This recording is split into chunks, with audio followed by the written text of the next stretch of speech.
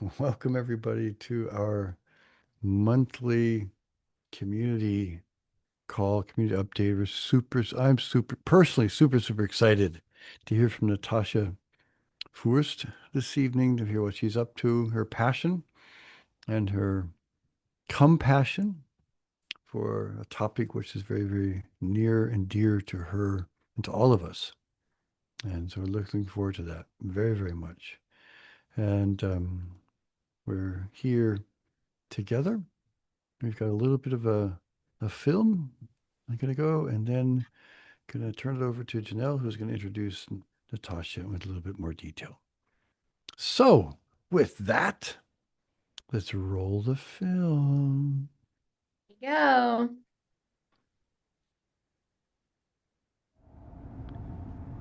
Hey, you. Come closer. Imagine being part of a community that's changing the world. That is Your 2040. But what is Your 2040 exactly? We are a growing group of over 1,900 creators, decision makers, and forward thinkers. We are artists, scientists, policymakers, consultants, entrepreneurs, and change makers. We are as diverse as the life on Earth itself. Every year we meet for 3 days. Today, we are here in La Punt. Our goal? To be the best ancestors we can be.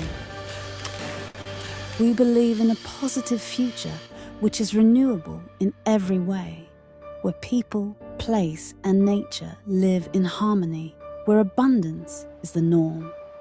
At Your 2040, we develop creative solutions and kickstart projects that drive our mission forward. Together, we inspire each other to accelerate change. Join us and participate in shaping a better future. Become part of our vision and see how your support can make a global impact.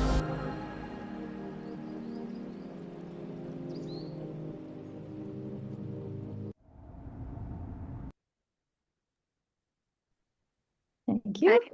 Thanks for joining us for that little experience into what the gathering is like. For those of you who've been there, thank you. And for those of you who haven't, hopefully that made you a little bit excited about what we have coming up. Our next gathering's in just over a month. And if you're curious, you can check out more on the website or reach out to any one of us on the team, and we're happy to answer your questions. And so I think without further ado, I'm going to introduce you to Miss Natascha, who is one of my favorite gathering participants, but don't tell anybody else. We got up to mischief last year, which was really exciting. But anyways, so Natascha's been with us for 5 years and counting, which is super exciting, and is a powerhouse in her own right. She's a experienced lawyer, sailed across the Atlantic. She's an entrepreneur, an advocate, a CEO, and the list goes on. I cannot read them all off. An impressive lady in every way. And so I'm going to hand it over to Natascha to tell you a little bit more about herself and learn more about her story.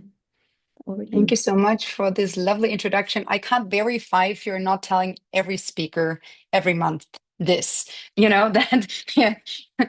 All right. Hi, Ben. Lovely seeing you. This is what happens at Your 2040. Hello, I always say Natascha. it's my extended family. You cut your hair, Ben. All right. Okay, Yeah, let's get extended personal family. right from the beginning. Nice, Natascha. Go for the haircut. You did cut your Love you hair. too. Love you I too. haven't. All right. I'm quickly going to share my screen so that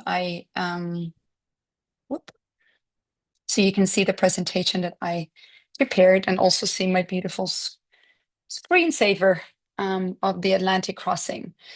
So when Kini reached out to me, and Janelle as well, whether I could give some sort of insights or tell you about me, I thought, yes, of course, I'm happy to share what I'm doing, and also actually be very honest about where I also get my energy from. And it's usually gatherings like the Your 2040 gatherings that I have attended each and every year, because some of you might have heard of a so-called pinky promise. So, and you never break a pinky promise. And I sort of gave this pinky promise to return every year. So this is what I'm doing and trying to do for the next, until 2040. Yeah, so my name is Natascha, and I am currently the CEO of Female Founders as well as G51. Um, G51 is a center for the female economy because I believe that, or my vision in life is to close the gender pay gap, because I believe that, the more women become financially independent, the better it is for society, for nature, for everything, because women just make, sorry, gentlemen on this call, but make smarter and more sustainable decisions when it comes to founding companies and bringing solutions to the table. And Female Founders, I joined, or I've been part of the network for quite some time. It was co-founded by dear friends of mine who also are now in a Fund F. So they raised a fund to invest in female-led companies, which is great. So they had to hand over operations to somebody they trust, and they asked me whether I would be, open to join, which I think was one of, the craziest, but also one of the smartest moves I've made in my life, because I do see a huge lever. Because with the center, I bring a lot of knowledge to women and men and companies, but with Female Founders, I have a network of over 120,000 people across Europe in my back, which is beautiful to have as sort of a metaphor, or to as a picture, and this also keeps me going. All right. I have this kind of mission. I mentioned the vision already, but my mission extends beyond raising awareness for certain topics. I really try to change narratives and amplify female voices and drive real change, because, women, at least in Europe, we make up 52% of the population. We are the majority. Which I think politicians don't talk about enough, companies don't talk about enough, or at least don't have in mind. So this is something that I try when it starts to raise awareness, right? That we're talking about the majority, at least in Europe. So this is one of my favorite pictures. You could see it's also my screensaver. 5 years ago, I was part of a mission. I crossed the North Atlantic together with 13 other women on the first female-led around the world sailing tour, which, because or due to COVID hit, could not finalize its, or it could not do the whole global thingy. But I was able to cross the Atlantic and to conduct a lot of microplastic research. The expedition was called X Expedition, double X for the female chromosome. And we basically had a very clear mission, which I believe also to have sort of a red thread going through my presentation, Your 2040 does. So Emily Penn, who founded X Expedition, tried to raise an army of women from different backgrounds to have one experience they share, but everyone, there is no objectivity. Everything is subjective. So I would, as a lawyer, see things differently than, for example, a ground school teacher from the UK, for example. So, but we still made it on one boat together, had this experience, and then we went back to our communities to actually get people doing things differently, to tell our own story. So this is something that, in my opinion, Your 2040 does as well. And we were discussing, I mentioned beforehand that for me, Your 2040 is in a time where everything seems to be black and white, is this beautiful gray zone. It's a platform for dialogue where people come together and then bring more gray colors and shades to their black or white backgrounds, right? So this is something that I believe strongly in, and I think it's time for more dialogue and more sort of, common ground initiatives or initiatives that try to find or to make people find common ground. So you can see this was us. So we were sailing from Portugal to Antigua. So trust me, the picture that we took in Portugal looks way more gray to stay with the colors, because there was a huge thunderstorm hitting us. So our departure was delayed. And yeah, the closer we came to the Caribbean, it was, more of champagne sailing, sailors say, it was very soft waters and it was actually beautiful. But, crossing the Atlantic can be quite bumpy, I would say. And one of the things that I learned, beside all of the microplastic research and all of the, research we did and sharing the knowledge, really was that women can do anything, and that it not necessarily, if you have a clear goal and you focus on it, no matter who is on the boat and no matter how hard or how different their backgrounds are, things can work out perfectly fine if you have this one sort of focus point. And for us, it was clear we wanted to arrive safely on the other side of the North Atlantic, which we managed to do. So that was great. And yeah, some of our research was published in Nature as well as in Science, which is great. So yeah, and we still are in contact. So we still have our WhatsApp group, and we are, again, also extended family. Just wanted to give you some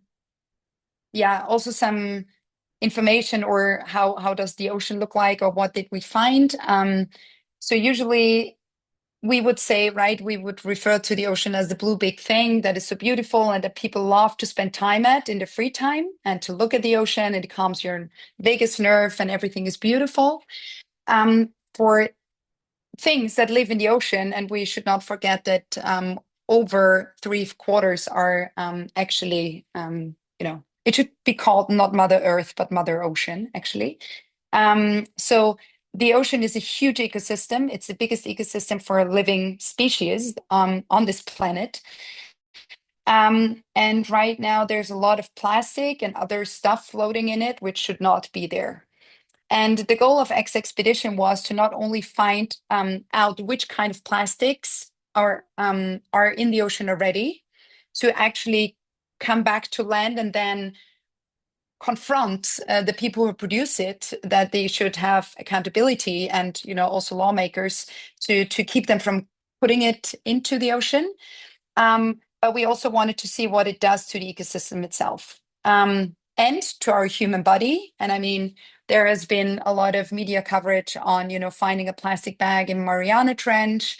There has been plenty of news articles about, on a weekly basis, people eat, plastic that weighs the amount of a credit card.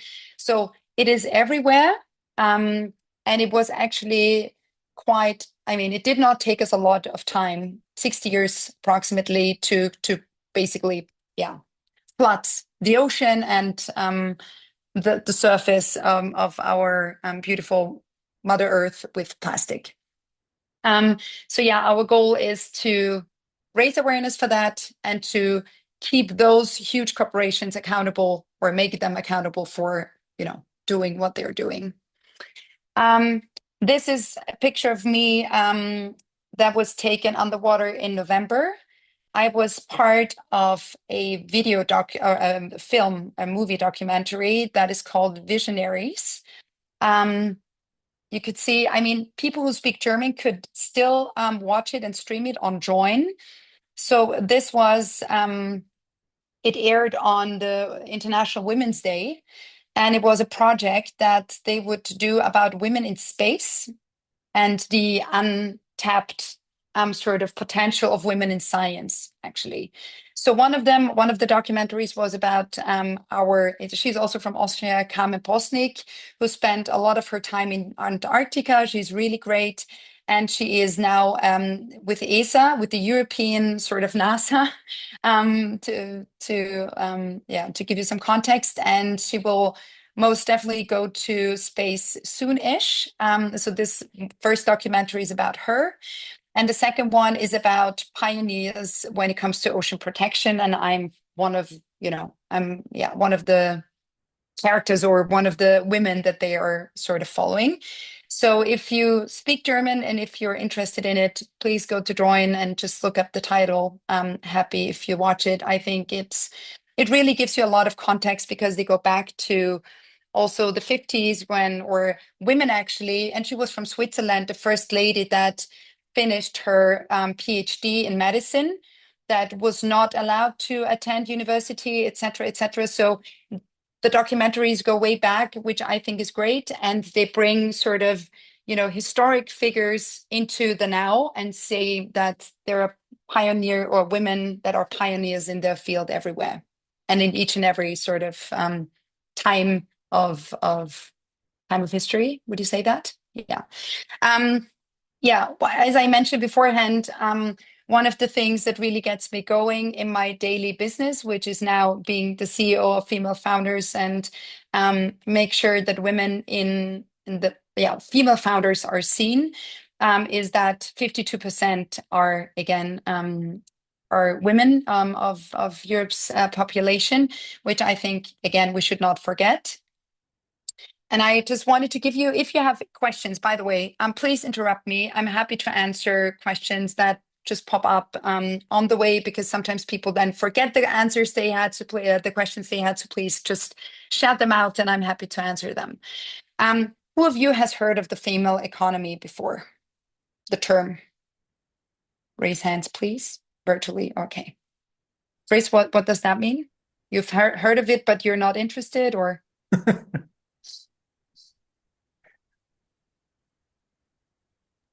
Chris, you're muted. You're on silent. Yes, you're muted.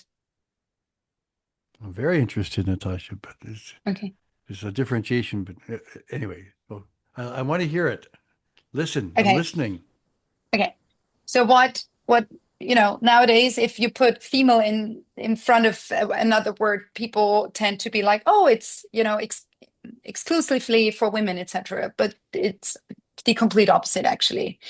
It's a system that puts basically the care work and taking care of one another in the center of the whole economic system, basically. So it's basically social responsibility, care work, long-term value creation in the center, which is usually, by the way, now created by women everywhere. And then we build the whole economy around it. So it's basically a shift of what actually matters to society and where we put our sort of spotlight, I would say. Yeah. Because what we know is basically neglecting care work leads to social and economic crises. Why? We saw that during COVID, that we always rely on somebody we could actually put the care work onto. I mean, you have to imagine I'm from Austria originally, so we actually had trains arranged from Romania so that the care workers could come into Austria to take care of the people during COVID so that people could then go to work. You see? So it's always like, it doesn't go away. We're just exporting, like we export our trash, right, to the global south.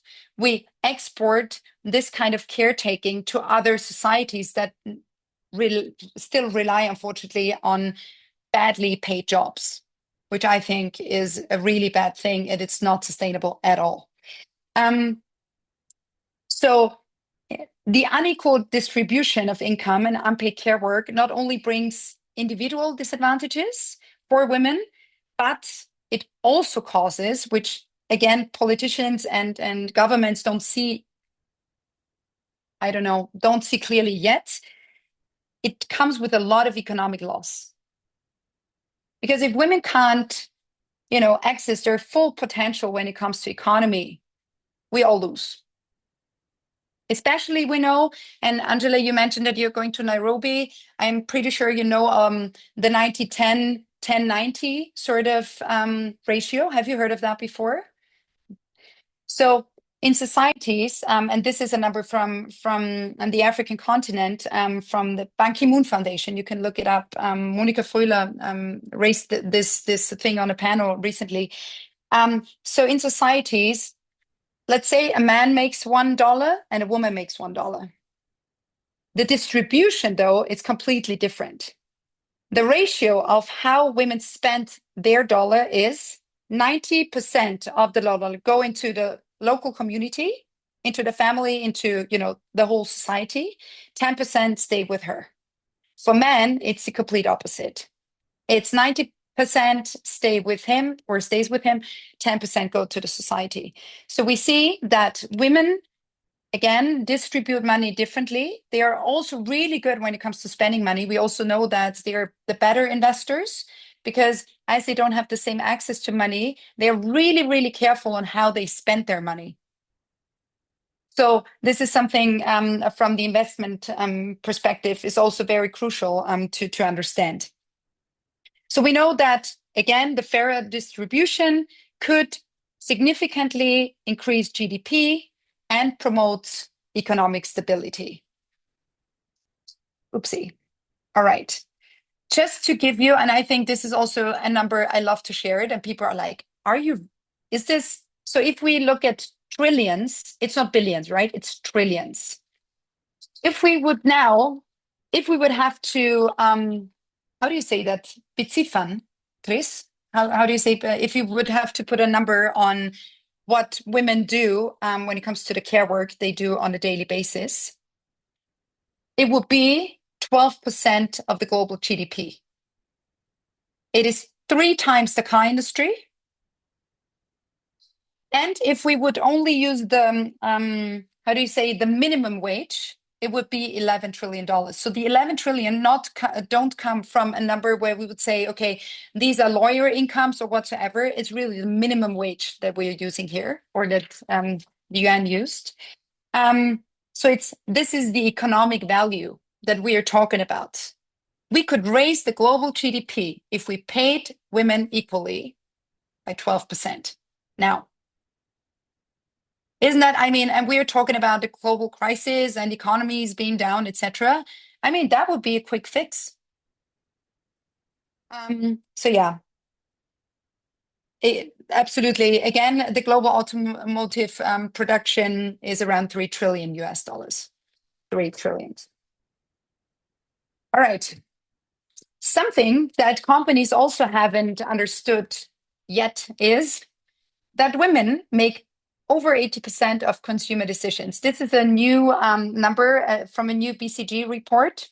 I'm happy to share the reports with you after the presentation as well. So when it comes to marketing, right, we see a lot of things being marketed to men, but 80% of the consumer decisions are made by women. Why? Not necessarily because they have more money, but they are still, as the caretakers, deciding, okay, we are having a baby, so we need to move to another apartment. We need 1 room extra. We're going to pay or buy a new car. This should be from this and this brand. Can we afford this? And so on and so forth. So you see where I'm going. 80% of the consumer decisions are made by women, which I think is, again, something that corporations still haven't really sort of understood, I think, especially when it comes to the marketing. And I'm not saying that we should buy all more, etc. The world needs, more circular economy, etc. I'm just saying that the narrative of who makes the decisions and who has actually the power when it comes to an economy is definitely not men. That's what I'm saying. Or I'm trying to change the narrative. One more number so we heard that 11 trillion, that is the amount that women, or in terms of GDP, this is what the care work that women are doing is the worth of the care work that women are doing. And now we have another number that I would love to share with you. That is, if women would have access to equal pay, we could increase the GDP even even better or even more by $28 trillion, which is a quarter of the whole global economy. Again, quick fix, crazy number, I think. So for me, gender equality is not a cost, but one of the greatest untapped growth opportunities of the global economy. And by growth, I don't mean growth in terms of higher, bigger, more, but in terms of this, if we put women in the center, if we put the female economy and the care work, etc., in the center, things would look completely different when it comes to Mother Nature and how we treat her, how wars are or war decisions are made, right? And how in general women could access their, again, potential and come up with solutions that the world urgently needs. So we would all be healthier, happier, and safer. I also brought some numbers from my context because I work with corporations a lot. And in front of me, there's this book that I can highly recommend. It's written by a policy advisor who is now a professor in Harvard. And it says why so many competent men are leaders and how to fix it. It's an amazing book about leadership. And he says that we often mistake self-confidence with the capability to lead, which I love. So this is also a slide I always use when I talk to big corporations to tell them, the way, if it really is about numbers, and yes, unfortunately, we still live in a very capitalist, patriarchal system. So I will not be able to change that within, a second. So female CEOs, this is a correlation and not causal. So these numbers, right? But still. So we see a high correlation that we have 6% higher returns if we hire female CFOs, again, because they really keep their money together, etc., or the company's money together. And leadership teams that are gender equal are 21% more profitable. Again, it's about the untapped power of women can do and what people are not necessarily willing to see, especially people who are now in power. So just give you some global cooperation and context, what it means for everybody or could mean for everybody.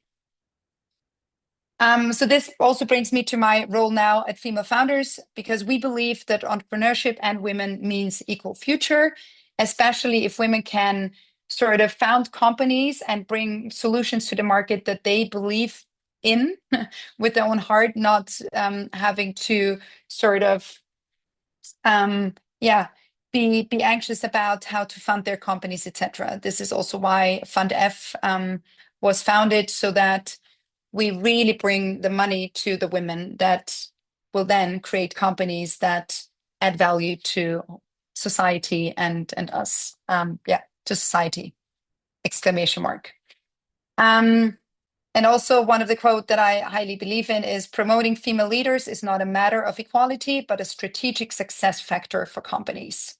So I couldn't agree more, because it really is about the way women lead and the competences and the qualities they bring to the table.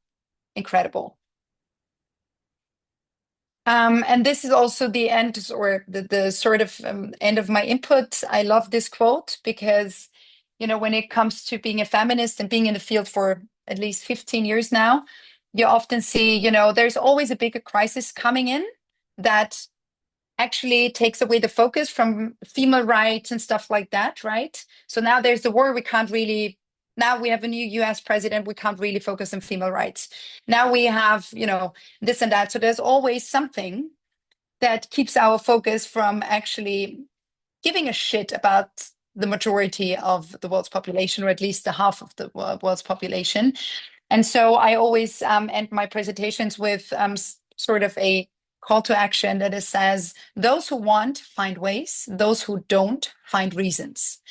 And I think this is beautiful. And I hope that we all together will find, not only through participating at your 2040, but through really bringing our full selves and everything we have and our sort of mission into this discussion, that we really can change the world for the better, and to find ways and not reasons. Thank you. Oopsie. Yay. Thank you, Natascha. That was awesome. I learned a lot, and Emily's been putting some of Hey, these. Roman. Mhm. Hello, everybody. There's been a few people who've joined us in the meantime. Some people are listening quietly in the background, so thank you all for joining in, and thanks, Natascha, for all of Of course. awesome. I always learn when you talk, so thank you. Everyone's Of course. in an active chat. So I think Yeah. before we get into the questions or anything, does anybody want to ask a question of Natascha, respond, thoughts? Feel free to just unmute yourself. We're a close-knit group here. I had dropped one in the chat, Natascha. I don't know if you know it off the top of your head, but if you have any stats on the number of, or like the amount of venture capital funding that goes to female-led, 2%. it's so tiny. 2%. Yeah. 2%. Isn't that crazy? I must say though, because I'm currently, so we are conducting a research as female founders together for the DACH region. It's called the fundraising report. It will be published in the end of May, so pretty soon actually. And the number is actually declining.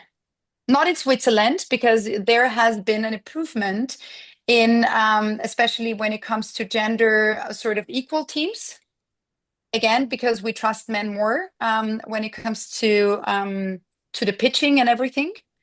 So men usually get 47% more in the first funding round than women with the same product, etc. Janelle actually was part of the conference we hosted last week, and the founder or co-founder of SumUp, of the credit card thingy, was there. And we did this elephant in a room chat with him. And one of the questions I asked him, or that he had to answer, was, if this was founded by women only, we would still have no finished the financing or closed the first round of financing. And he agreed 100%. Because he knows how the system works, and that, again, the market is not trusting women, unfortunately, even though we have all the numbers on the table. So yeah, the numbers are declining, and 2% worldwide of the VC money goes into female-led and female-founded only companies. If it's gender sort of mixed, then it's 20% when it comes to C-level rounds. But, also at FundF, we realized we don't want sort of VC pink washing, because we saw a lot of companies that then would hire a C-level woman and be like, yeah, we have a woman in our founding team, but she would not have access to shares or dividends or the actual money, if a merger happened, etc. So we said, no. Yeah. That's crazy. Wow. Yeah. Long way to go. So yeah, 2%. I have 2%. That's But the insane. good news is that, the money, and we see that worldwide now globally, we see that there is a huge shift because of actually a lot of women inheriting a lot of money, especially in the Asian Pacific, where we have the highest number of female billionaires worldwide. So we see now that because the one-child policy, they could not go on forever. We see where it leads, So they had to, at least now it's one woman or women being able to inherit the fortune of their parents, of super wealthy people as well. So we will see a huge shift in terms Interesting. of private equity going into women hands, which I think is amazing. So this will, again, help change the narrative of women and money and investing, and also making sure that women are sort of taking care of their own money, and are not sort of being pulled into relationships or being pushed into things where like, oh yeah, my husband is taking care of all the money, and then they end up having 41% less pension. At least that's the number in Austria. That's the pension gap, 41%. So yeah, this makes you very, you rely on him, and you would not be able to leave your husband if he's a bad husband, or if you're just not in love with him anymore whatsoever, because you just simply can't afford. Mm. That's the number, True. Emily, just, that's the number in Austria. But the pension gap is quite similar, unfortunately, in the DACH region. Mm. I think in Germany is also about 40%. Switzerland's Yeah. Yeah. I Angela, wrote the same. 1 year And of that part-time work, 1 year of part-time work, 1% of pension less. This is like the sort of Daumen mal Pi, auf Schweizerdeutsch. Sort of, The rule of thumb. The rule of the thumb. rule of thumb. no. Yeah. Welcome, Marie-Claire. Hey, And Take that to the Middle long time East. no I know. see. You take that to the Middle East. The men are outnumbered 4-1. so Angela, you unmuted. Oh yeah, yes, I please. assume that means you had a be- question I think so, or or something to comment. contribute to the discussion. Yes, Um, please. So yeah, because I want to add like what you said about like being afraid to leave the relationship because of what they're losing. There are other parts of the world where it's even worse, where women Mhm. are still not allowed to own property. So if they Yep. leave, or if the husband dies even, then they Yep. don't get to inherit what the husband had, but the brother does, and then they are basically at the mercy Agree. of the brother. Does he give me like shelter and for me and my kids and that? Yep. And I saw that in the chat there were a lot of or some questions about like is there data? Are there numbers? Yep. And I recently read two books. I don't know if you know them. One is the Double X Economy. Yeah. Linda Scott, it's right behind me. And the other one, Plenty the of more books on recent this. one, is Invisible Women, which addresses also this data gap that we don't have enough. Yeah. All That we queued don't up. have enough for a lot of Yep. things. We know it's The data is biased. it's not Yeah. going it's not right, but we Yep. cannot, like, we don't have the data to prove it, or we have not enough data to prove it.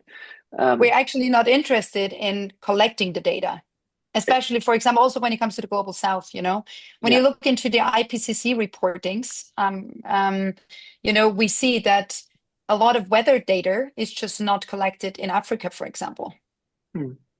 There's just no data because they're like, oh, even though 80% of the world's population live in the global south, not interested. I can give you some context on that because so 19% of the land worldwide is owned by women. In Africa, because you're going to Nairobi, so in Africa, over 70% of the fields are actually taken care of by women. So the whole crop thingy, etc., is done by them. The only problem is that men, because they are the landowners, tend to be the ones also buying the crops, which is also biased or a problem because men are still taller than women.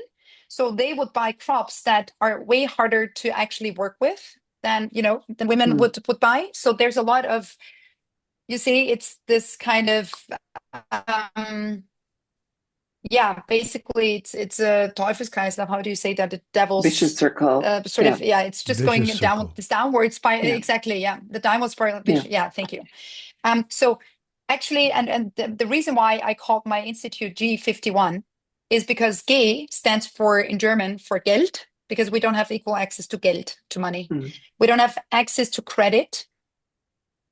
So this is also a problem, right? Because we not make as much money as men, we don't get the credit to buy the land our own by ourselves, right? So we always rely on men. This is also, again, this is sort of the problem A, then results in problem B, then goes to problem C, etc., etc., etc. Or if you're not allowed to own, then Exactly. you don't have collateral when you go to the bank to ask for credit. Exactly. So you would not get the same amounts. So then you would maybe reach out to your brother or a male person in your family to ask if he could actually support, help whatsoever. If things are going well, usually this is not a problem. If things are not going too well, you know what happens. Mm. Mm. Violence, we have to, yeah, terrible things. Yeah. So Yep. Thank you. Chris? I have a Chris has a question. So thanks, Natascha. It's always inspiring it's inspiring and disturbing at the same time. That's what But we finds think back into solutions, Chris. You exactly. don't So have that's what to I wanted be to right. ask is We stay hopeful. but we always exactly. So when we think about amplifying the positive, Mhm. think where in the world, what village, what place should we be looking to for, hey, here it seems to be working with the caregiving, the caretaking at the center. Is I there a mean, place where that's happening? I must say that, yeah, there are still some societies that are matrically organized. I visited, Hmm. what they do is that, and what Angela sort of mentioned was that, if somebody dies and, usually the man would step in and inherit everything, etc. So in those matriarchal societies, everything is passed on through the mother line. Name, everything. Hmm. Um, and Yep. so, and also the community stays together, because usually what we see in Europe, especially in the US as well, usually we would, if we get married, etc., we would follow the man and we would move for the man and be part of, become part of his community, which is a big, big problem actually, because if shit hits the fan, who would you reach out to if you're, in your nuclear family away from all of your friends in your community? It really makes it hard for women to reach out to their people.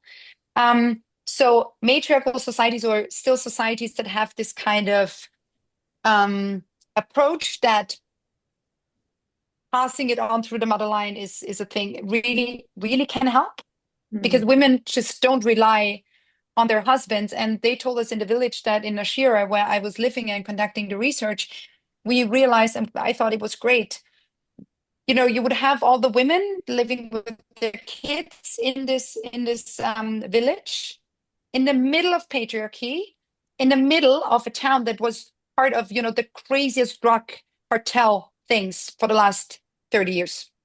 So, and there was no rape happening, there was no teenage sort of pregnancy happening.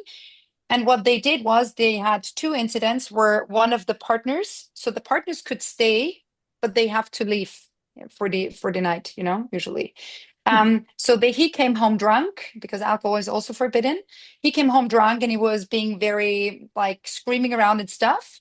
So the whole community would come together and be like, "You are out." And he was never seen again. And it worked. Because as she owns the house, there's nothing he could do. And this changes everything, right? Yeah. So this is one of the things that I believe could change a lot. And yes, in Scandinavia, I mean, Sweden now faces other problems, obviously, but when it comes to the care work and the money they now invest into caretaking and elderly homes, etc., is insane, because they know, or they have at least the awareness, that supporting families means supporting families and not the mothers, first of all, because it's always about the family and not about, oh, we have to, build a new kindergarten to take the pressure of the mothers. No, no. If there's a mother, usually, and if she is not taking care of the child, the father definitely can't go to work either, right? So they understood that this is something that they will not have, that basically caretaking is the backbone of each society. Full stop.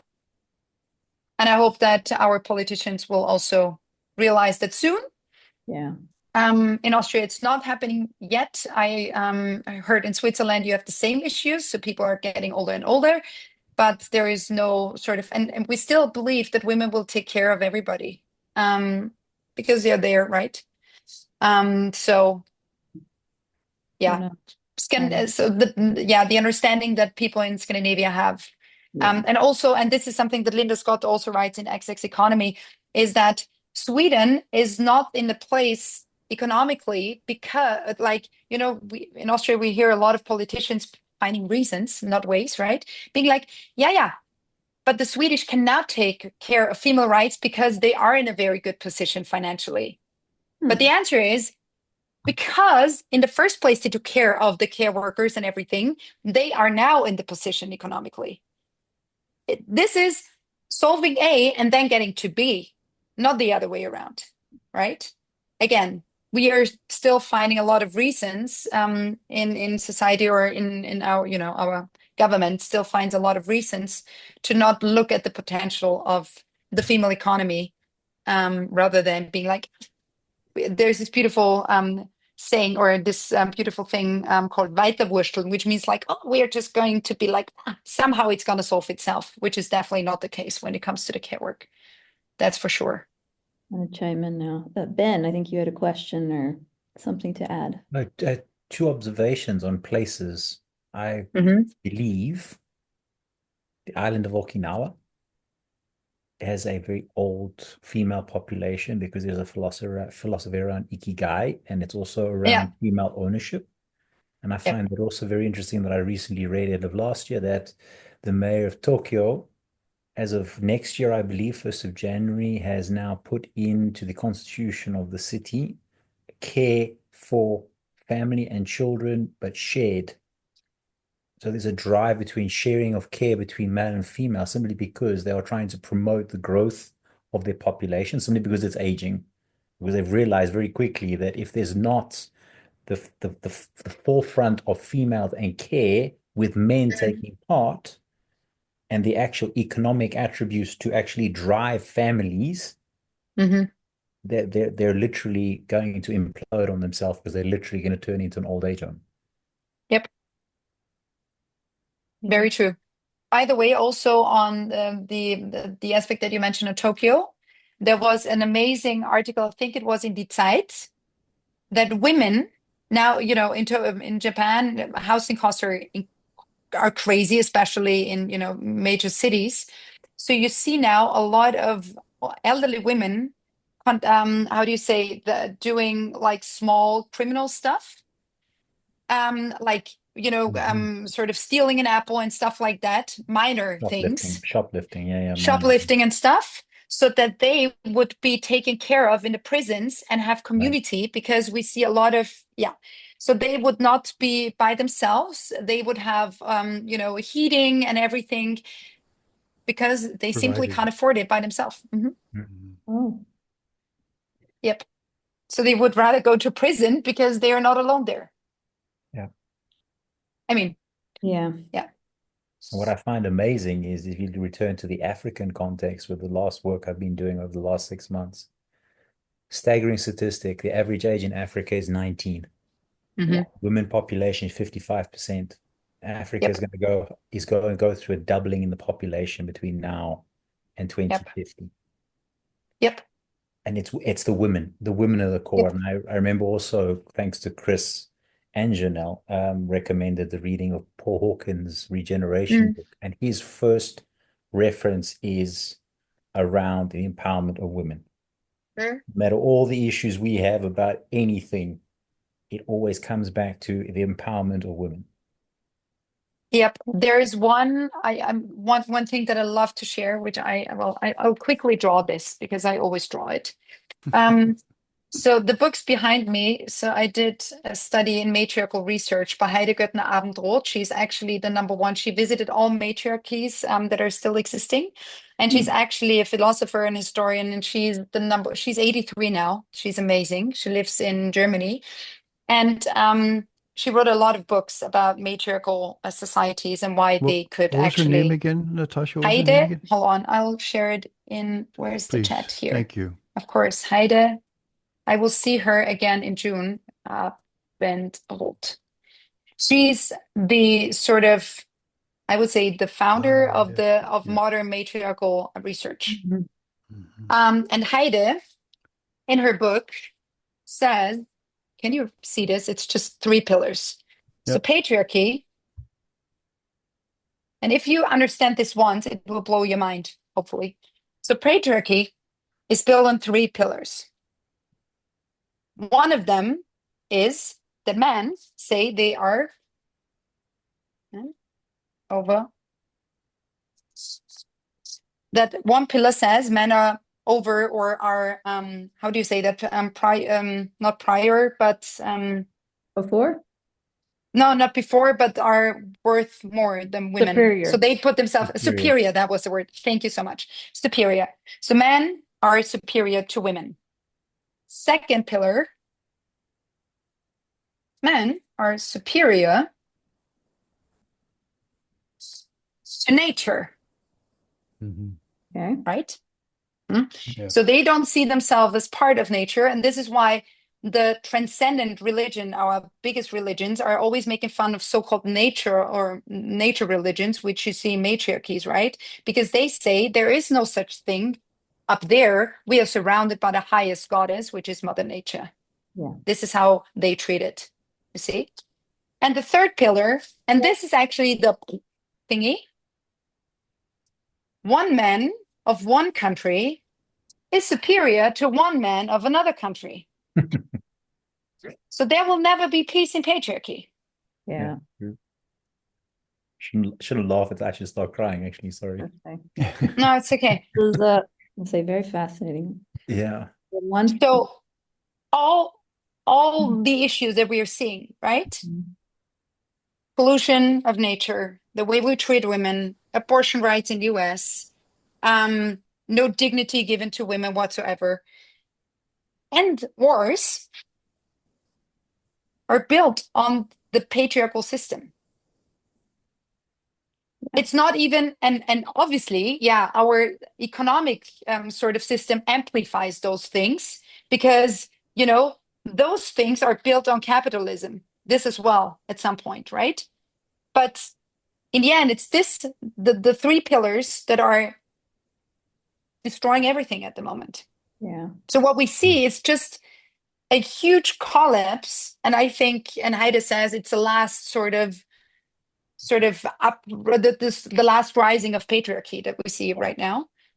I hope that's true. hope And so. she Let's hope says she's been in this field for 60 years, so let's cross fingers, right? But yeah, don't forget those pillars. So whatever we see, it's always linked to how we treat women. And we also know that the higher or the percentage of equality or the female rights in a society show you how likely this kind of country or this society is about to start a war soon. So the lower the numbers of equality or the lower the numbers when it comes to those things, the higher the risk of starting a war soon. Yeah. You know? Hmm. So It's always about the women that we need, also in Russia, right? If it's a big empire you want to build, you need the women that carry the kids, right? I mean, what we saw when it comes to stealing children, etc. This is just the outcome of the problem that we mentioned in the first place.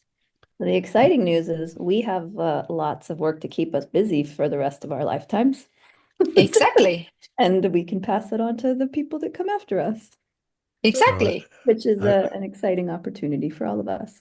It really is. I would hope that that opportunity, the energy that's spent on that opportunity could be also placed other places, Janelle. I think that would also be nice. Can I ask a quick question, Natascha, Yes, of before course. which of her books, of Heidi Abelroth's books, would you suggest to start with? 1 second. Make sure in English. Because Yeah, I'm checking now. unfortunately. Well, here's the thing. Unfortunately, she has not been translated.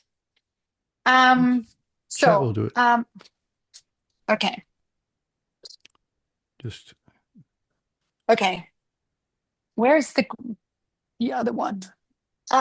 Which is called, I will send you the link though. One of the really good books that I can highly recommend is about the history of matriarchal societies and how the patriarchy society or the system came to sort of pass. emerged, came to pass. Exactly. Okay. That's a really good one. She wrote a book of each continent. Obviously, I bought the one for West Asia and Europe. to understand. Yeah. And the second book is about the patriarchy as such. I will send you the name of the book that is called. I borrowed it to somebody. So I have to look up the list who is currently reading it. But yeah, thank you, happy Natascha. to share. Of Ah, course. you I'm get an gonna Italian. chime in and say it has been we are at time. So it's been a really exciting last hour with all of you, and I know I've learned a heck of a lot. But. We can stay on later if Natascha would like to, but we also actually need to gotta let go. our guests go. So Yeah. just thank you for taking the time to do this with all of us. I know It's it's I'm happy fantastic. to see many faces.